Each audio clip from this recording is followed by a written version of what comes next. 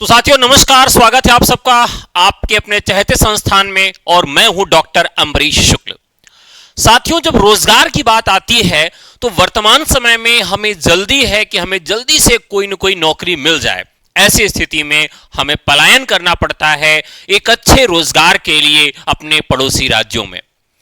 अगर आप अपने राज्य में हैं तो इससे खुशी की बात कुछ नहीं है, लेकिन आप अगर दूसरे राज्य से जा रहे हैं तब भी आपको तैयारी में लग जाना चाहिए, क्योंकि सही समय आ चुका है बीपीएससी टीयर 4 में 9, 10 और 11, 12 के अध्यापक बनने का।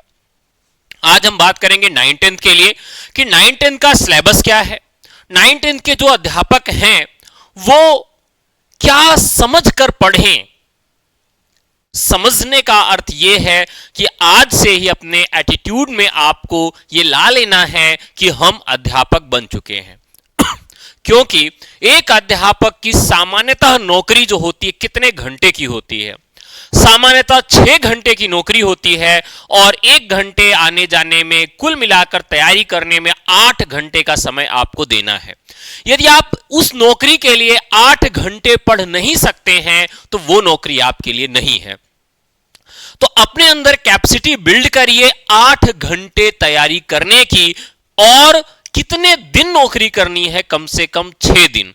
तो 6 दिन नौकरी कर सकिए, कोई बहाना नहीं चलेगा, क्योंकि छुट्टियां एकदम गिन के मिलती हैं कि भैया 10 सीएल है, 4 ईएल है या 14-15 छुट्टियां, 18 छुट्टियां अधिकतम आपको साल भर में मिलेंगी। यानी इतने साल में, 1 साल में आप इससे ज्यादा बहाना नहीं मार सकते हैं कि आज बुआ की शादी थी, जीजा की शादी थी या जो भी आप कह लीजिए, इस वजह से मैं पढ़ाई नहीं कर पाया, तैयारी नहीं कर पाया, आज इस वजह से किताब में नहीं उठा पाया। तो ये सारे बहाने छोड़ दीजिए और कम से कम 8 घंटे की तैयारी शुरू कर दीजिए बिना किसी बहाने के, क्योंकि परीक्षा बहुत जल्दी आयोजित करवाई जाएगी। जो एस्टेट नहीं दिए हैं वो एस्टेट के लिए भी लगे रहे और साथ ही साथ बीपीएससी टीयर 4 की तैयारी भी शुरू किए रहे।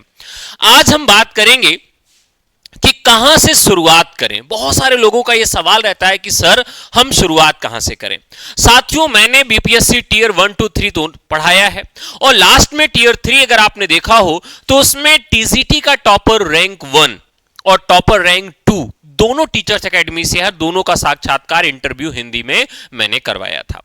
अब यहां पर देखिए कि शुरुआत कहां से करें और वो कौन सी किताबें पढ़ें जिनसे आपका चयन सुनिश्चित हो जाएगा। तो चलिए यही आज हम लोग देखेंगे। और उसके पहले आप सबको बता दें कि यहां पर हम लोगों ने आज से ही एक नया बैच शुरू किया है। इस नए बैच में एलटी ग्रेड यूपी की भी तैयारी करवाई जाएगी, जीआईसी प्रवक्ता की, और इसके अलावा बीपीएससी टीयर 4 और DSSB की भी कक्षाएं मिलेंगी। प्रथम प्रयास में चयन कैसे होगा इसको ध्यान में रखते हुए आपको पूरा पढ़ाया जाएगा। Live classes, model paper, practice set, test series इत्यादि आपको मिलेंगी और ये कक्षाएं आपको लाइव मोड में मिलेंगी और ये समय से पहले आपका समाप्त करके क्विक रिवीजन भी कराया जाएगा, प्रैक्टिस भी कराया जाएगा और आपके डाउट्स को भी क्लियर करवाया जाएगा। अब चलिए हम उस बात पर चलते हैं जो आज का मुद्दा है। मुद्दा क्या है उसे हम देखते हैं। साथियों, यहां सवाल यह है कि हमें शुरुआत कहां से करनी चाहिए। हम शुरुआत की ही बात करेंगे आज आपसे कि शुरुआत कैसे करें। बहुत सारे मेरे साथी हैं, बहुत दिन से तैयारी कर रहे हैं, लेकिन आज तक उन्हें मालूम नहीं चल पाया कि शुरुआत हमें कहां से करनी चाहिए। दरअसल बहुत सारे लोग ऐसे हैं जो शुरुआत कहां से करते हैं, वस्तुनिष्ठ हिंदी से कर देते हैं। कोई भी वस्तुनिष्ठ हिंदी की पुस्तक उन्होंने मार्केट से खरीदा और उसे रटना शुरू कर देते हैं और वहीं से वो तैयारी को मान लेते हैं कि हमारी तैयारी शुरू हो गई। तो एक चीज तो आप जान लीजिए कि 8 घंटे की तैयारी आपको करनी है। 8 घंटे की तैयारी आपको करनी है, पहला जो कॉन्सेप्ट है। दूसरे जो स्थिति है कि कितने दिन तक तैयारी करनी है, तो कम से कम 100 दिन का टारगेट आपको रखना है, यानी लगभग 800 घंटे की आपकी तैयारी होगी। इतने घंटे आपको पढ़ने हैं, अपने दिमाग में ये चीजें आप रख लीजिए। शुरुआत बहुत सारे लोग वस्तुनिष्ठ हिंदी से करते हैं, जो कि गलत है। वस्तुनिष्ठ हिंदी से आपको शुरुआत नहीं करनी चाहिए। शुरुआत कहां से करें? सबसे बड़ा सवाल यह है कि आप शुरुआत करें पाठ्यक्रम से। और पाठ्यक्रम जो है वह लिख लें। अब आपको होगा कि सर पाठ्यक्रम तो है ही नहीं है मेरे पास, ऑफिशियल पाठ्यक्रम ऐसा कुछ है नहीं, तो आपको हम पाठ्यक्रम उपलब्ध करवा देंगे जिस अकॉर्डिंग सवाल पूछे जाते हैं। पाठ्यक्रम को प्रिंट आउट करवा लीजिए या नोट कर लीजिए और पाठ्यक्रम को कम से कम 3 बार आप पढ़िए, यानी आपको यह मालूम हो जाए, आपको याद हो जाए कि पाठ्यक्रम से कहां से कितने सवाल आ रहे हैं और हमारे पाठ्यक्रम में क्या क्या चीजें हैं, यह आपको मालूम हो जाए। 3 बार आपने पाठ्यक्रम जो पढ़ लिया साथियों, अब हमारा सेकंड फेज स्टार्ट होता है। सेकंड फेज में हम क्या करेंगे, पुराना प्रश्न पत्र निकालेंगे। क्या निकालेंगे? पुराना प्रश्न पत्र निकालेंगे। किसका निकालेंगे? बीपीएससी टीयर 1 2 3 का। अब पुराने प्रश्न पत्र को भी साथियों 3 बार हम हल करेंगे। कितनी बार हल करेंगे? 3 बार हल करेंगे। रटना नहीं है उत्तर को, बस केवल प्रश्नों को देखते जाना है। और सबसे अंतिम बार जब आप प्रश्नों को हल कर रहे होंगे तो वहां पर प्रश्नों के सामने पेंसिल से आपको लिखना है कि यह किस चैप्टर का सवाल है। आपको क्या लिखना है कि यह किस चैप्टर का सवाल है। तो आप ये देखिए कि क्या आप सवाल पहचान पा रहे हैं कि नहीं पहचान पा रहे हैं। संभावना है कि सारे लोग कम से कम सवाल पहचान जाएंगे कि सवाल किस चैप्टर से आ रहा है। अगर आप ऐसा पेंसिल से लिखते हैं तो आपको यह मालूम चल जाएगा कि इंपॉर्टेंट फैक्टर कौन से हैं, इंपॉर्टेंट टॉपिक कौन है जहां से सवाल बनता है। यानी यह आपने 2 काम कर लिया। अब हम तीसरे काम पर चलेंगे। तीसरा काम क्या है साथियों? वो है सोर्स, यानी किताबें। अगर आप प्रीवियस ईयर क्वेश्चन पेपर देखें तो उसके अनुसार बहुत डेप्थ लेवल में ये लोग प्रश्न बनाते हैं। यानी ये कुछ प्रश्न यूजीसी नेट लेवल का देते हैं, कुछ प्रश्न असिस्टेंट प्रोफेसर लेवल का होता है, कुछ टीजीटी और कुछ पीजीटी लेवल का। यानी ये निश्चित नहीं है कि यहां पर 9th-10th में वे केवल 9th-10th के ही सवाल देंगे। यानी यहां पर किताबों के नाम पर इन्होंने स्पष्टीकरण नहीं दिया है।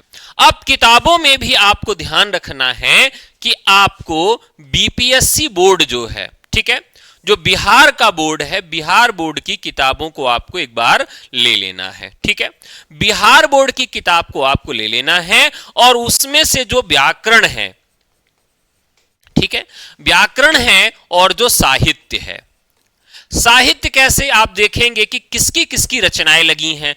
मान लीजिए सूर लगे हैं, तुलसी लगे हैं, कबीर लगे हैं, व्याकरण में कौन कौन से टॉपिक हैं। तो जो रचनाकार वहां पर लगे हुए हैं उन्हें आपको कम से कम ठीक से पढ़ लेना है साहित्य वाले खंड में, और जो व्याकरण लगा है उसे भी आपको अच्छे से क्लियर कर लेना है। ठीक है, तो ये किताबें जो हैं वो पहले चरण की हो गई, आपने यहां पर ले लिया।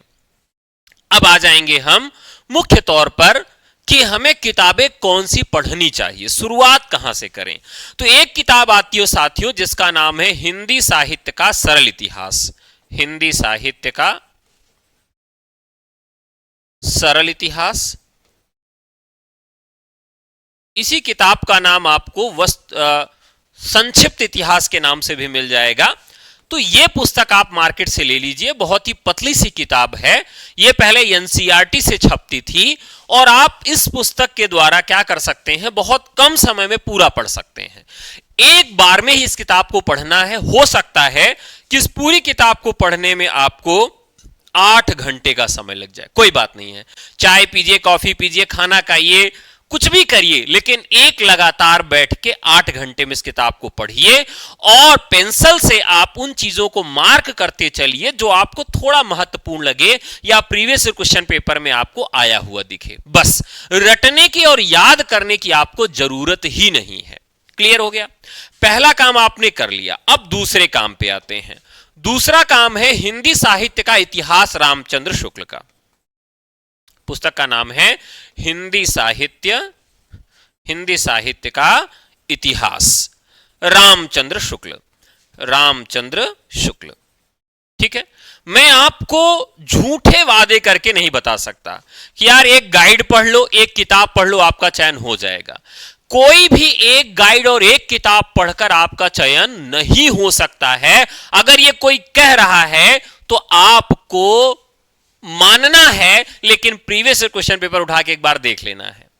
हो सकता है कि उसमें बाद में छपाई गई हो तो उन सारे प्रश्नों को भी समाहित कर दिया गया हो, लेकिन उसी का पुराना एडिशन आप देख लीजिए, उसमें वो चीजें आपको नहीं मिलेंगी। यानी कोई इसका शॉर्टकट नहीं है कि एक किताब पढ़ने से आपका चयन हो जाएगा। किताब वही बता रहा हूं जो ऑथेंटिक है और जहां से सवाल बनते हैं और पूछे गए हैं। हिंदी साहित्य का इतिहास रामचंद्र शुक्ल की जो पुस्तक है यह बहुत महत्वपूर्ण है, यहां से सवाल आपके बनते हैं। दूसरी किताब इसी के साथ साथ एक और आप ले सकते हैं, यह अनिवार्य नहीं है, बच्चन सिंह का हिंदी साहित्य का दूसरा इतिहास।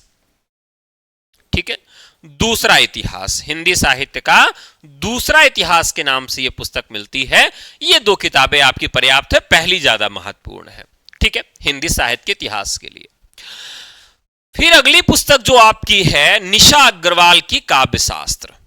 निशा अग्रवाल की काव्यशास्त्र, भारतीय काव्यशास्त्र आपके यहां पूछा जाता है, तो भारतीय काव्यशास्त्र की यह पुस्तक आपके लिए एक पर्याप्त है। बहुत पतली सी पुस्तक है और इससे सारे सवाल आपके मिल जाएंगे।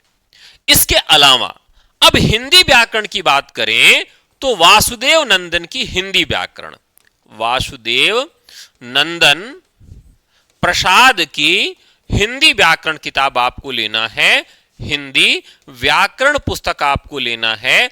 और इसके अलावा आपके पास बहुत सारी किताबें होंगी, कोई भी किताब हो, हमको उससे कुछ लेना देना नहीं है। किताब वो होनी चाहिए जो ऑथेंटिक बुक हो। अगर कोर्ट तक किसी सवाल को चैलेंज किया जाए तो आप ले जाके दिखा सकें कि साहब ये किताब से मैंने पढ़ा था और ये एक ऑथेंटिक बुक है। तो वासुदेव नंदन प्रसाद की जो किताब है इसमें गलतियां नहीं है और ये एक ऑथेंटिक बुक है। ठीक है, तो वासुदेव नंदन प्रसाद की पुस्तक आपने ले लिया।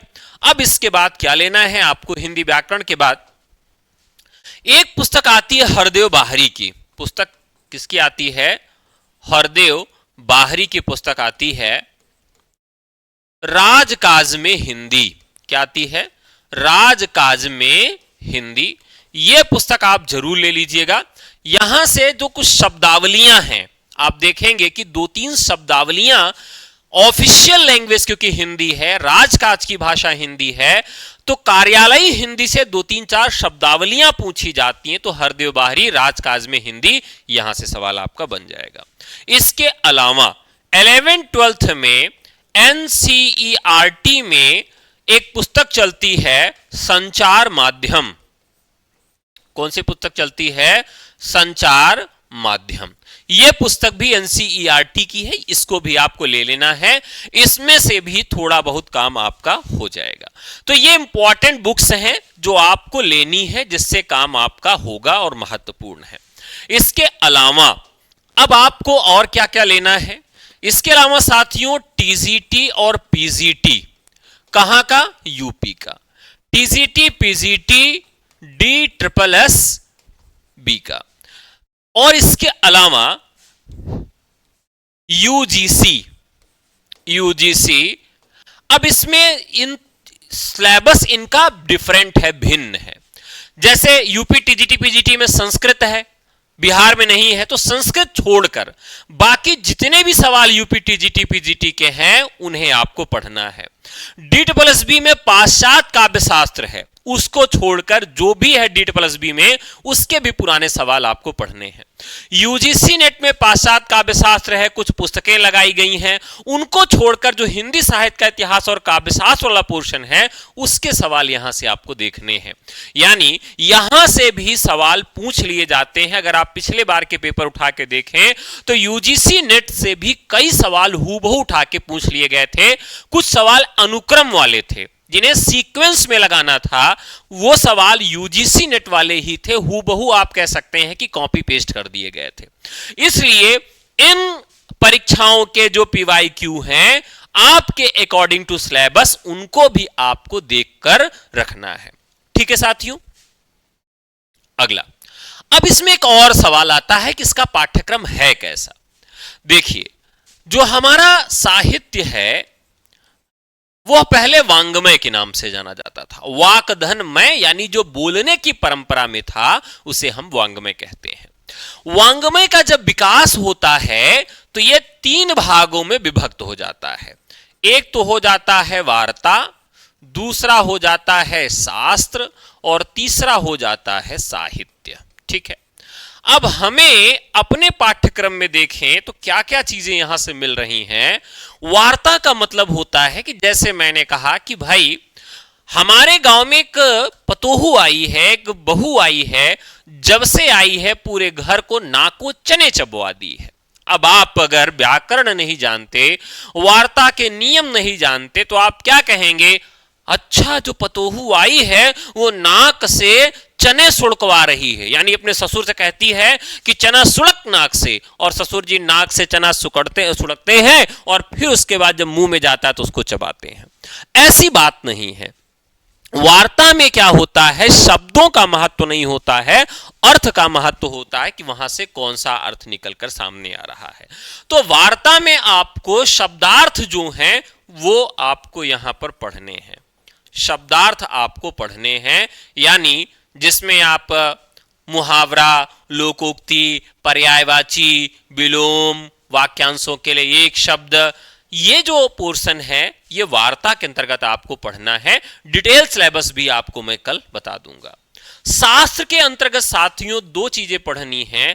एक तो हमें पढ़ना है काव्य का शास्त्र, काव्य का शास्त्र पढ़ना है, और काव्य शास्त्र में भी केवल भारतीय काव्य शास्त्र पढ़ना है। भारतीय काव्य शास्त्र में क्या क्या पढ़ना है ये डेप्थ में मैं आपको कल के पाठ्यक्रम वाले वीडियो में बता दूंगा।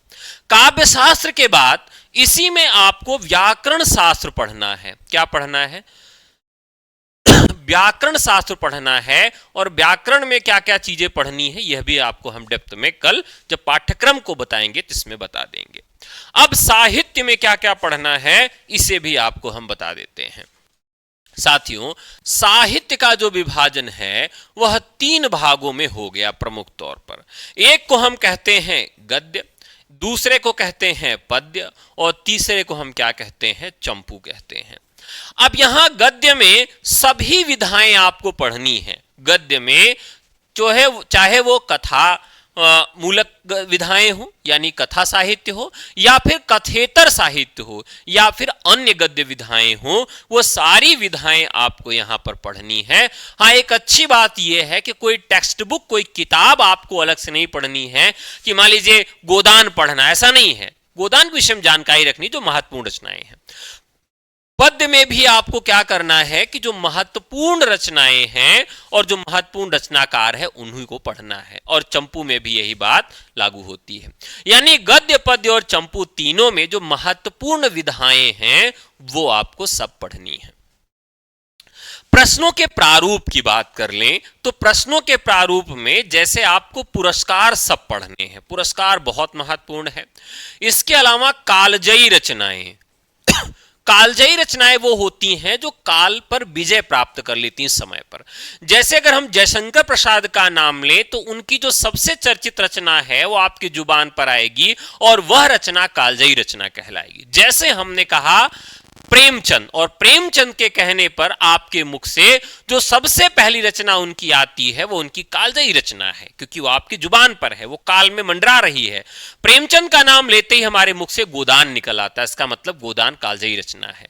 प्रसाद का नाम लेते ही कामायनी निकल आती है, कामायनी कालजयी रचना है। राम की शक्ति पूजा का नाम निकल आता है जब हम सूर्यकांत त्रिपाठी निराला का नाम लेते हैं। तो इस प्रकार की जितनी भी कालजयी रचनाएं हैं वो बहुत महत्वपूर्ण हैं, और उन कालजयी रचनाओं की रचना तिथि आपको याद होनी चाहिए, यानी वो रचनाएं किस तिथि में प्रकाशित हुई हैं, और उन्हीं रचनाओं का सीक्वेंस और अनुक्रम पूछा जाता है, उन्हीं रचनाओं का अनुक्रम पूछा जाता है, और उन्हीं कालजयी रचनाकारों का भी अनुक्रम पूछा जाता है। तो रचनाकार और रचना दोनों का अनुक्रम पूछा जाता है। जैसे प्रसाद, पंत, निराला और महादेवी हैं, इनका क्रम पूछ लेगा कि जन्म के आधार पर इनको क्रम में लगाइए, या 4 रचनाएं दे देगा और कह देगा लेखन के आधार पर, प्रकाशन के आधार पर इन रचनाओं को क्रम में लगाइए। तो कालजयी रचनाएं आपको याद रखना है, पुरस्कृत रचनाएं याद रखना है, जितने भी पुरस्कार हैं, और उन पुरस्कारों में जो रचनाएं पुरस्कृत हुई हैं उनकी विधा आपको याद रखनी है। क्या याद रखनी है? विधा याद रखनी है। मान लीजिए आपसे पूछ ले कि नाटक जारी है किस विधा की रचना है, इस तरह से जितनी भी पुरस्कृत रचनाएं हैं उनकी विधा आपको याद होनी चाहिए, ये सवाल भी पूछे जाते हैं। साथियों यहां पर काव्य की पंक्तियां आपसे खूब पूछी जाती हैं। काव्य पंक्तियां आपसे पूछी जाती हैं कि मान लीजिए आपसे राम की शक्ति पूजा की पंक्ति पूछ लिया, कुकुरमुत्ता की पंक्ति पूछ लिया, कामायनी की पंक्ति पूछ लिया, तो काव्य की पंक्तियां भी आपसे पूछेगा कि अमुक काव्य की पंक्ति किसके द्वारा लिखी गई है या किस रचना से ली गई है, तो काव्य की पंक्तियां पूछी जाती हैं। इसके अलावा आलोचनात्मक कथन पूछे जाते हैं। आलोचनात्मक कथन पूछे जाते हैं।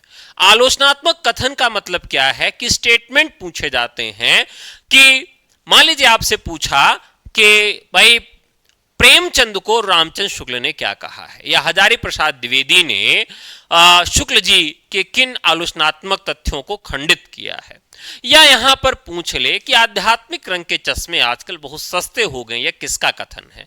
तो यानी जो कथन है, जो स्टेटमेंट है, आलोचनात्मक कथन है, वह भी पूछा जाता है। और काव्य की पंक्ति और आलोचनात्मक कथन की वजह से ही आपके प्रश्न जो है वो कठिन हो जाते हैं, पेपर आपका कठिन हो जाता है। इसके अलावा काव्य शास्त्र में साथियों, काव्य शास्त्र में जो परिभाषाएं हैं वो खूब पूछी जाती हैं। परिभाषाएं पूछी जाती हैं और परिभाषाओं के साथ साथ कुछ आपके दर्शन पूछे जाते हैं, कुछ प्रवर्तक पूछे जाते हैं, कुछ सिद्धांत पूछे जाते हैं, तो वह भी आपका बहुत महत्वपूर्ण खंड साबित हो जाता है। जैसे वाक्यम रसात्मकम काव्यम, यह पंक्ति किस रचना से ली गई है, यह सवाल आपसे पूछा जा सकता है। तो ये जो फॉर्मेट है, इस फॉर्मेट पर ही आपका पेपर बनता है। और किस चैप्टर से कितने प्रश्न बनते हैं यह भी मैं आपको बता दूंगा। पाठ्यक्रम क्या है, एक एक टॉपिक में आपको बता दूंगा, यह भी आपको एकदम से अलग से मैं बता दूंगा। तो साथियों, यहां पर जो आपने देखा कि तैयारी कितने दिन में करनी है, कैसे तैयारी की शुरुआत करनी है, अब ये सारे प्रश्न, ये सारी किताबें आपने पढ़ लिया, फिर उसके बाद सबसे अंत में आपको वस्तुनिष्ठ हिंदी पढ़ना चाहिए। और आप तैयारी कहां से शुरू करते हैं? सबसे पहले आप क्या करते हैं? वस्तुनिष्ठ हिंदी से शुरुआत करते हैं।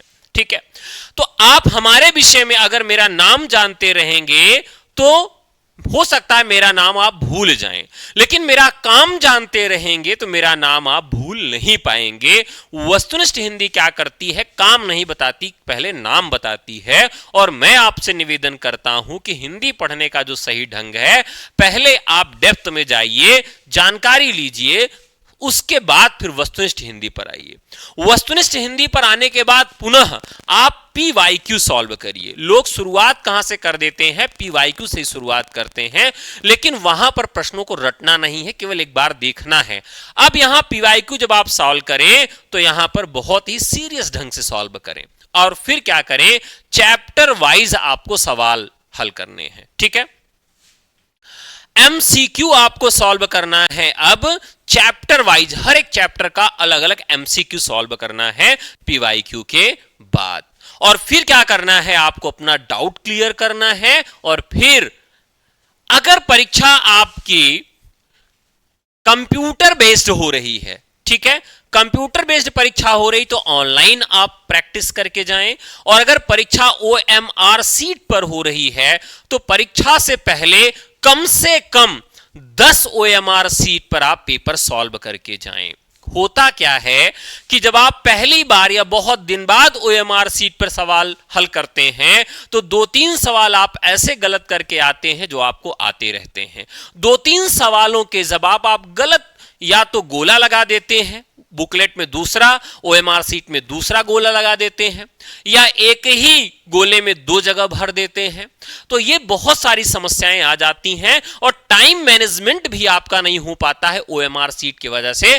कई बार ऐसा होता है कि लगता है OMR सीट पे मैं गोला ही नहीं भर पाऊंगा, सवाल छूट जाएंगे। तो यहां पर मॉक ड्रिल आपको कर लेनी है OMR की। साथियों, अगर ये सारा काम आप मेरे निर्देशन में करना चाहते हैं तो मैंने शुरुआत किया है बीपीएससी टीयर 4 के नए बैच से, जिसमें आपको ये सारी चीजें मिलेंगी। मैं आपको क्लास नोट्स भी दूंगा और पीडीएफ नोट्स अलग से प्रोवाइड कराऊंगा, प्रैक्टिस भी कराऊंगा, चैप्टर वाइज रिवीजन भी करवाऊंगा और परीक्षा के पहले मॉडल पेपर भी प्रोवाइड करवाऊंगा। आप हमसे जुड़ कैसे सकते हैं? 96 28 95 92 37। साथियों, अगर आप मुझ पर विश्वास करते हैं और मेरे द्वारा बताए गए फॉर्मेट पे तैयारी करते हैं तो प्रथम प्रयास में आपका चयन सुनिश्चित होगा। हिंदी के साथ साथ पेपर 1 की भी तैयारी हमारे यहां करवाई जाती है और उसका भी नया बैच शुरू हो चुका है। तो अगर आपको लगता है कि आप सेल्फ स्टडी करके तैयारी कर सकते हैं तो आप निश्चित तौर पे अपने से करिए। अगर आपको लगता है कि आपको किसी गाइड की जरूरत है, किसी मेंटोर की जरूरत है, किसी अध्यापक की आवश्यकता है, तो टीचर्स एकेडमी को एक बार आप जरूर उसके विषय में विचार करें। ठीक है, अब यहां सबसे बड़ा सवाल है कि हम तैयारी कब से शुरू करें। तो तैयारी अगर अभी तक आपने नहीं शुरू किया है तो विलंब कर चुके हैं, लेकिन अब भी शुरू नहीं करेंगे तो आप बहुत देर कर रहे हैं, क्योंकि फाइट दिन बे दिन बीपीएससी में भी बढ़ती जा रही है। ठीक है, तो साथियों, आज का जो यहां सूचना थी, आज की जो जानकारी थी, यहीं तक है। दूसरी क्लास जो हमारी होगी उसमें आपको मैं पाठ्यक्रम लिखवाऊंगा, ध्यान रखिएगा, पाठ्यक्रम लिखवाऊंगा और उसके बाद आपको बताऊंगा कि किस चैप्टर से कितने सवाल आते हैं, किस चैप्टर से कितने सवाल आपके बनते हैं। ये दो चीजें आपको उसमें मैं बताऊंगा और आपको कंफर्ट जोन मिलेगा कि आप तैयारी कर सकते हैं। ठीक है, तो आज की क्लास आप सबको कैसी लगी कमेंट करके जरूर बताइएगा। फिर आपसे मुलाकात होगी जल्दी, तब तक के लिए नमस्कार, जय हिंद, धन्यवाद।